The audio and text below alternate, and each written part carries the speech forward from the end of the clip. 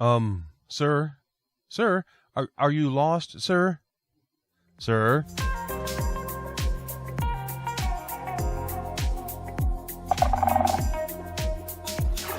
Hello there, and welcome back to Roguecraft, Episode 3. Last time, we left off doing some basic bridge work in the Nether. Nothing fancy, just enough to get people from point A to point B. But right now, all I have on my mind is the Nether Fortress. There's just something about the constant action at the fortress that I've always enjoyed, but before I go back there, I need to get some netherite to put on my Smite 5 sword. That way, I can keep the Ziglin population under control while I'm collecting Welly Skulls. My plan to get that netherite is to do some bed mining, and to do that, we need wool. Now, don't get me wrong, I'm not a huge fan of bed mining, nor do I think it's the best method for finding ancient debris. Personally, I would prefer doing some TNT mining, as that is much faster at clearing an area and doesn't leave lots of fires behind to clean up after. Right now, I'm trying to get these sheep into their little cubicles so I can start collecting wool while I'm working on the base. Come on, little sheepy. One step more, one more, or you. Yes, it's always nice to see a little sheepy who understands what's going on. See, little sheepy, that's what I want you to do. I want you to jump into one of these little cubicles. Come on, over here. And this one over here. Come on. You can do it. I believe in you, little sheepy. Come on, a little more. Come on. We just need you to go a little more this way. Come on. Of course. Okay, so what was I saying before I began sheep wrangling? Oh yeah. I would prefer TNT mining, but it is only day 6 on the server, and I don't have enough gunpowder to make any useful amount of TNT. Some would say the best method is just go in with a couple of picks and strip mine whole sections of the Nether, but diamonds are also scarce, and I don't really have the right set of tools to do that well. At least not yet. The only thing I do have is sheep. So bed mining it is. Okay, these 3 should make a good start. I'll probably expand this to the full 16 sheep farm later so I can automate all the colors, but for now, with iron still being a bit tight, 3 dispensers with shears in them will be plenty. One of the benefits of everyone having bases at spawn right now is the wool farm is going nearly all day long. So even though it's only 3 sheep, it didn't take very long to get enough wool to go look for some ancient debris. This is one of those situations where the map mod comes in very handy. Maybe it seems a bit cheaty to some, but it's just nice to know where not to mine. When you see a big orange pool of lava like that, there's really no point in mining in this area. It's just going to come pouring down from the ceiling if we do. Now I find the best Y level for bed mining is Y12. The explosion is going to clear blocks above the bed, so if you mine too high, you'll end up with a greater chance of lava pouring in after the explosion. Y12 seems to be a nice level to clear the area ancient debris is most likely to be in, and still minimize the area becoming a new lava lake. And you can't ask for better results than that. First bed mine of the season and found the first ancient debris. Let's hope the rest of the beds prove just as useful. Putting out all these fires can be a little annoying, but we need to get a good portion of them out so we don't create lag issues in this area from all the fires going on underground. But while I'm down here getting netherite, I might as well collect all the gold and quartz that gets exposed as well. Still need plenty of all of it. It's time for a bed mining montage.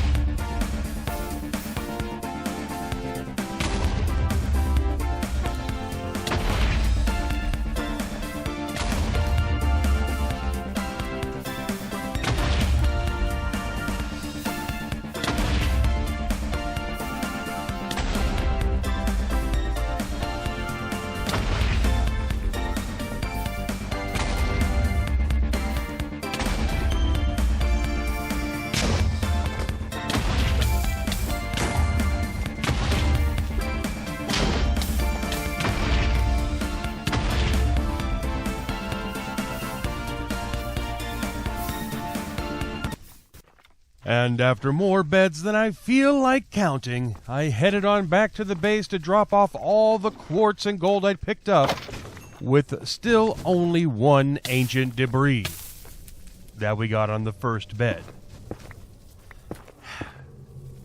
We stocked back up on the bed-making supplies and headed off into the Netherware. After many, many more beds were destroyed, we finally gathered enough debris to make a netherite ingot. The we being my cameraman Bob and myself, did a little dance and celebrated like there was no tomorrow. This was when Bob... Sorry. ...informed me that he had forgotten to charge the battery on the camera and we didn't have any footage of it after we had left the base. Sorry. You know, Bob, if you weren't married to my sister, the things we do for family. Ah, well. So, as you can see, we are back at the fortress and we finally have our precious netheriter. And let me just say, it is so nice to be able to one-shot Ziglins. It makes the fortress so much easier to handle. Right now we're here to try and gather a few more skulls so we can share the wealth with our friends at spawn. You know, them sharing their wealth with me mainly, but it's still sharing, right? And it's a wonderful, wonderful world when everyone shares, right? At the moment, I'm trying to sort out what the best plan of attack is for taming this fortress. I'm getting nailed by all the fireballs from literally every direction, and it makes it hard to get any actual work done out here. If I didn't have fire protection on my armor, I would be in a lot more trouble than I already am. I think the priority has to be putting slabs on the rails to keep the wellies from falling off and into the lava, but still not sure what to do about the blaze issue. I mean, I can't even get blazes to stop spawning at the spawners even though I've slabbed off every block anywhere near them. The blazes are driving me nuts. And where did that guy come from? That entire area up there is covered in slabs, and yet I clearly heard him take fall damage. So he must have been up there where he couldn't spawn. What the heck? Once I get a few more skulls under my belt, I'm out of here until I figure out how to make this a not so dangerous place to be. And for today's bit of random... Whoa, nice graphic. Who knew this was even possible? I didn't. I don't think I ever saw a boat go underwater. Well, at least not without magma blocks being involved. Weird. This has been a bit of random. Does the voiceover have to be that loud? We're back home at the base, and what's this? What's this? Can it be? Yes, it looks like we're actually working on a roof for the base. I decided to replace the spruce with mud bricks. I really do like this block, although I'm not sure I'm a fan of the block placement sound. Doesn't feel right to me. Although I do like the sound it makes when you walk on them. As you can see below, I'm still using the frames to grow glowberries, and this is because I kind of like the way the glowberries acted as a wall when they grew down to the ground. I'm still not 100% sure what exactly I'm doing with them, but I want to try and somehow incorporate them into the wall. I've seen a lot of new builds incorporating the new 1.19 blocks, but even though they all look great, they all seem to be little more than old designs with a new coat of paint. I want to try and do something I've never seen before, and that still looks cool to me when it's done. Granted, I might fall flat on my face with this build, but that's just what's going on inside my head. Still sorting it out as I trip over something I try and like. Right now I'm adding a layer of vines behind the glowberries to kind of thicken up the glowberry walls by filling in the air gaps with the vines. No idea if I'll keep them, but you never know if you like something until you try.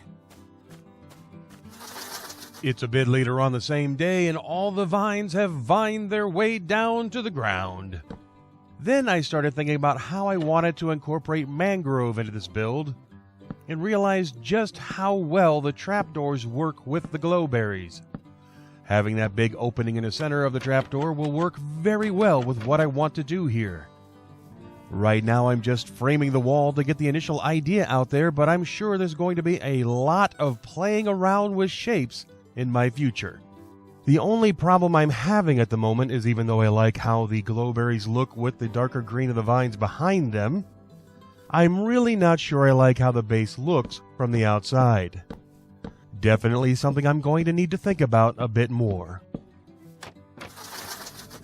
I've been playing around with the shapes a bit and kind of like this one on the left, but the more I look at it, this one on the center wall seems to be the way to go. I've been imagining a large oval window shape to these walls since the beginning, and this one just seems right to me. I also added in some mangrove roots as the corner beams to have some darker contrast that still also goes along with the open air feel of the walls themselves. And with a few trapdoors placed along the front, I think we can agree that the build is actually starting to resemble, well, a build, and not the afterthought it was looking like before. And while I'm thinking about what to do about the outside of the walls, let's get that beacon moved out of the base so it's not constantly in the way. You know, it's funny, I remember there was a point in my Minecrafting when I had never even heard of a beacon, or even after I had understood what the point of them was. And now I can't imagine having a long-term base and not have one. I can only hope that some future update to the game will either allow for F6 or F7, or an upgrade to the beacon itself that allows Deep Slate to be insta-mined. Maybe they could even tie it to player level, as level really has no value in the game above 30. Give people an incentive to hold on to those high levels. Hopefully, they think to do something on that front at some point. As you can see, in the meantime, I have been spending a lot of off-camera time tracking down and mining iron, and when I can actually get my blocky little fists to let go of them, trade some diamonds to BB for iron so that I can finally have a fully powered beacon. I say finally, but it's actually only day 8 on the server. It just feels like finally when trying to mine out the area under the base. Sir, are you lost, sir? Sir, I'm going to need you to exit the chest boat. I know the water looks like fun, but trust me, you won't like it. It's not for you. Sir, I'm going to let you out of the boat now, but I fully expect you to head on home and say hello to your friends and neighbors back at the hive, okay? Do we have an understanding?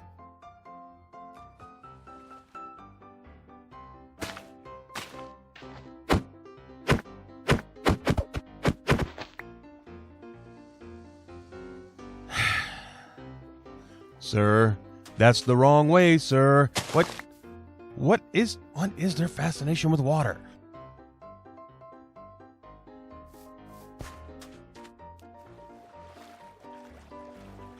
Sir, please follow me, sir. I'll lead you back home. The wife and the kitties are probably worried about you by now. Come on. Back this way. That's a good little worker bee. We're almost there.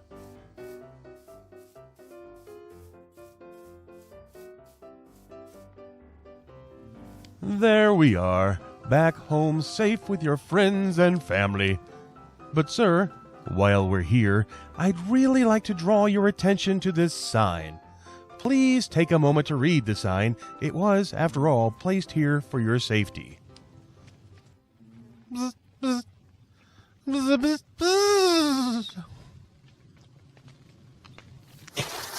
We are down in the storage area, and we finally got rid of the stairs because all that green grass in the center of the build was bugging me, and so I decided it was time to work on the floor.